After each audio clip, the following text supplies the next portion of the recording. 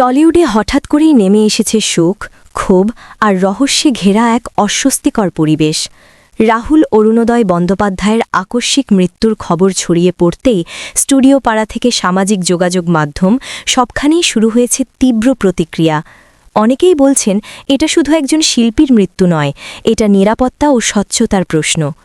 এই আবহেই আগামী শনিবার ৪ এপ্রিল বিকেল ৪টায় টেকনিশিয়ান স্টুডিও থেকে বিশাল প্রতিবাদ মিছিলের ডাক দেওয়া হয়েছে। জাস্টিস ফর রাহুল স্লোগান ইতোমধ্যে ঝড় তুলেছে অনলাইনে। তরুণ শিল্পীরা ক্ষোভ প্রকাশ করে লিখছেন, আজ রাহুল, কাল কে? এই প্রশ্ন যেন পুরো ইন্ডাস্ট্রিকেই নাড়িয়ে দিয়েছে। তবে আন্দোলনের মাঝেই আর্টিস্ট ফোরামের আনুষ্ঠানিক অনুপস্থিতি নতুন বিতর্ক তৈরি করেছে। তাদের বিবৃতিতে বলা হয়েছে, সংগঠন হিসেবে তারা অংশ নিচ্ছে না, তবে ব্যক্তিগতভাবে শিল্পীরা চাইলে যোগ দিতে পারেন। এই অবস্থান অনেকের কাছেই হতাশাজনক মনে হয়েছে।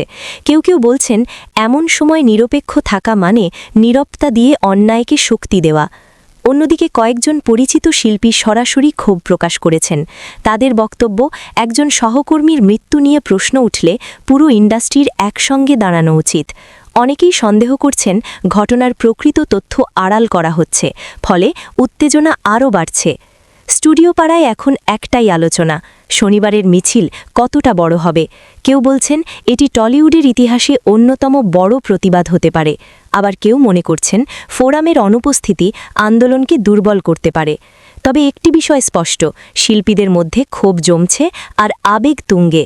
শনিবারের বিকেলের মিছিলই ঠিক করে দেবে এই আন্দোলন সাময়িক আবেগ নাকি সত্যিই বিচার আদায়ের পথে বড় পদক্ষেপ।